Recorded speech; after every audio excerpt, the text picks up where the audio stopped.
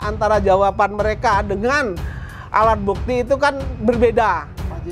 Sehingga saya bertanya, kapan ada perubahannya, kan begitu. Satu, kapan ada perubahan susunan pengurusnya. Yang kedua, kapan pindah alamatnya, dilaporkan atau tidak pindah alamat dari sini ke tempat lain.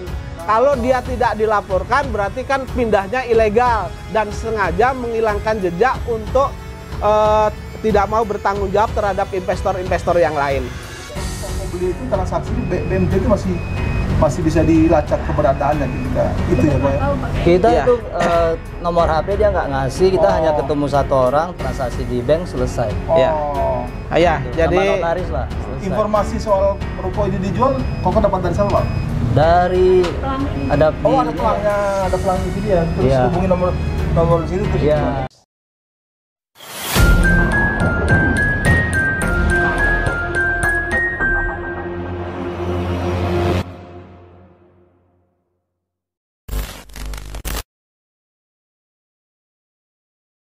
Jumat tanggal berapa hari ini ya Pak? 17. tanggal 17 ya. Saya Pak Jeni Mustafa, Pak Sudaryanto dengan Pak Husni ada di bekas kantornya BMT Darussalam. Pak Jeni kemarin sudah ke koperasi untuk mempertanyakan keberadaan BMT ini ya Pak? Ya. Oke. Jadi begini Pak. Jadi begini Pak Darso. BMT Darussalam Madani, Kota Wisata Cibubur itu dulu kan berkantor di ruko ini. Ya. Memang ruko ini dulu miliknya BMT Darussalam Madani, ya, yang dibeli dari pengembang. Kemudian menjadi masalah hukum berkaitan dengan investasi batu bara. Salah satunya penggugatnya saya, itu dalam perkara nomor 28 yang berada 28 2022 ya. Itu di Jakarta Selatan ya, melawan Yusuf Mansur dan kawan-kawan. Kemudian ada investor lain yang perkaranya 147 di PN Bogor, Pengadilan Negeri Bogor. Itu antara Bu Ilis sama BMT. Somasi berkaitan dengan Bu Ilis. Kalau somasi saya itu masih berkantor di sini. Alamatnya masih ya, normal diterima. Kemudian setelah ada perkara, kemudian Bu Ilis mau mengajukan gugatan lagi, kan harus disomasi. Somasinya menyatakan bahwa dari kurir itu menyatakan bahwa BMT itu sudah tidak berkantor di sini lagi. Menghilang maksud Pak Jeni? Ya, sudah tidak berkantor di sini lagi. Dan ketemu sama si penjaga toko atau kokonya, dia bilang ini sudah dijual dari BMT, sudah dijual ke kokonya, begitu. Ini dari kapan kok? Iya. dari April ya. Bulan April tahun 2023. 2023 ya. Kok beli kayak BMT? Prosesnya gimana tuh kok? Ya prosesnya beli melalui bank gitu. Ya, udah gitu. Itu proses benar melalui berarti bank. waktu Koko beli itu transaksinya BMT itu masih bisa dilacak keberadaannya ketika itu ya Pak? Kita itu nomor HP dia nggak ngasih, kita hanya ketemu satu orang, transaksi di bank selesai. Ya, gitu. jadi sama notaris lah. Selesai. Informasi soal ruko ini dijual, Koko dapat dari siapa Pak? Dari ada ada pelangnya sini ya, terus hubungi nomor di sini terus agent. Berarti Pak Jeni memang sudah menjual. Jadi begini, terus kemudian berkaitan dengan perkaranya Bu Ilis, penggugatnya Bu Ilis Siti Rohmah itu surat panggilan, relas panggilan dari Pengadilan Negeri Bogor melalui Pengadilan Negeri Cibinong karena ini delegasi ke sini. Ke sini menyatakan bahwa sudah tidak berada di sini, ya kan? Sudah tidak berada di sini, sehingga pengadilan saya selaku kuasa hukum penggugatnya diminta untuk mencari alamatnya. Kemudian memang saya cek, ternyata sekarang bukan kantor BMT lagi, tapi menjadi Sander Sport, toko Sander Sport begitu ya? Olahraga. Iya. Nah, sesuai dengan karena ini alamatnya ini pindah.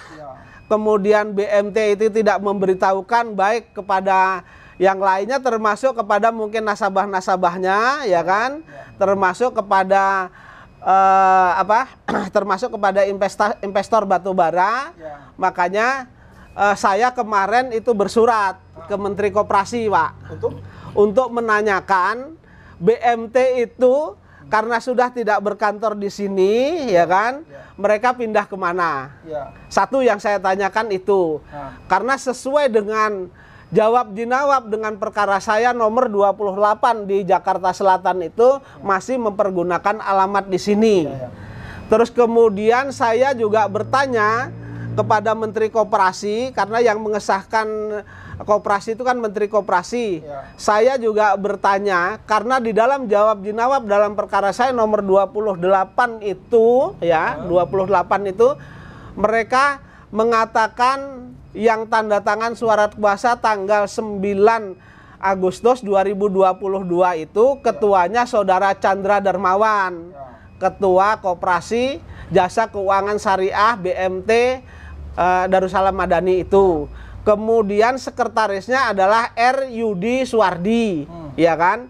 Nah, tetapi dalam alat bukti yang diajukan oleh BMT Darussalam sendiri itu menyatakan bahwa sesuai dengan hasil rapatnya koperasi ini, ya, yang jadi ketua itu adalah Imam Prakoso. Kemudian sekretarisnya adalah Eko Perihantono. Yang disahkan oleh Menteri Koperasi sesuai dengan pengesahan dari Menteri Koperasi, ketuanya adalah Imam Prakoso, kemudian sekretarisnya Eko Perihantono. Sehingga antara jawaban mereka dengan alat bukti itu kan berbeda. Pak Jenny, kalau sehingga saya bertanya, kapan ada perubahannya, kan begitu. Satu, kapan ada perubahan susunan pengurusnya. Yang kedua, kapan pindah alamatnya, dilaporkan atau tidak pindah alamat dari sini ke tempat lain. Kalau dia tidak dilaporkan, berarti kan pindahnya ilegal dan sengaja menghilangkan jejak untuk tidak mau bertanggung jawab terhadap investor-investor yang lain. Jadi kemungkinan besar kalau dia informasi dari Depkop itu nggak ada soal keberadaan BMT itu sekarang atau susunan pengurusnya yang baru, berarti nanti kita laporkan polisi. Bahwa? Iya, kita laporkan polisi bahwa mereka kan menghilangkan jejak. Oh gitu. Iya kan, alamatnya jelas di sini dulunya, sesuai dengan rapat mereka. Terus kemudian sesuai dengan SK dari Departemen Koperasi, Kementerian Koperasi. Kemudian dari jawab-menjawabnya, ya kan? Kan di sini. Ternyata mereka pindah kan, sudah tidak berada di sini, dan Koko ini sebagai pembeli, sebagai saksinya juga sama Cici ya, Ci.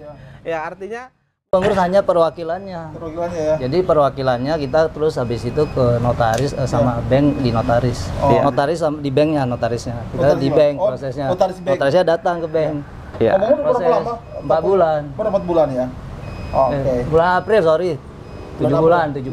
Ya. Berarti Pak Jenny, Paitren juga menghilang. Jadi sama Pak. Ini Yusuf Mansur, usahanya Yusuf Mansur itu Peritra Sentosa Internasional, Paitren, ketika mereka sudah tidak bisa bayar, lalu mereka menghilang. Itu faktanya sesuai dengan unmanning dari Pengadilan Negeri Bandung, ya. 2 kali dipanggil, jurusita datang ke sana, mereka juga menghilang.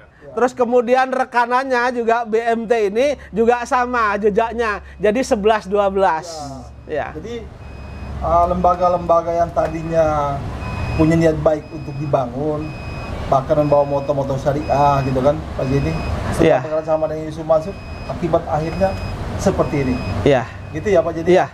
Oke. Jadi mungkin hari ini Ci, saya hanya memastikan bahwa BMT itu sudah tidak berada di sini. Ya kan, begitu. Karena saya meminta informasi ke Menteri Koperasi berkaitan dengan alamatnya itu pindah kemana. Kalau dia tidak memberitahukan pindah alamatnya kemana, berarti ilegal. Ya gitu. Oke, kok. Terima kasih banyak waktunya. Sebagai jasa keuangan yang baik, apalagi membawa label syariah dan ulama, seharusnya ketika mereka pindah memberitahukan alamatnya di mana. Itu bentuk tanggung jawab baik secara moral, ya, maupun etikanya begitu. Ya kok ya. Jadi terima kasih kok. Ya, makasih. Ada yang mau ditanyakan lagi? Sudah cukup. Ya. Terima kasih ya kok ya. Semoga usahanya lancar ya. Oke, amin, Semoga amin. usahanya lancar ya. Oke. Ya. Artinya kan memang sebenarnya kan kita belinya sah lah. Ya. Secara hukum negara. Ya. Intinya sih itu aja. Cuma kita lewat bank. Ya. Belinya. Ya. Gitu. Ya. Oke. Makasih banyak ya Oke, semuanya. sama-sama Pak. Ya, sip. Makasih. Amin, amin, Pak. Ya, oke, ya. Terima kasih. Tapi kenyataannya ketua BMT-nya kerjasama dengan orang lain, dapat duit, beli kantor ini, masjid ditinggal. Jadi sudah tidak ada lagi urusannya dengan masjid. Iya. Makasih banyak. Terima kasih banyak ya.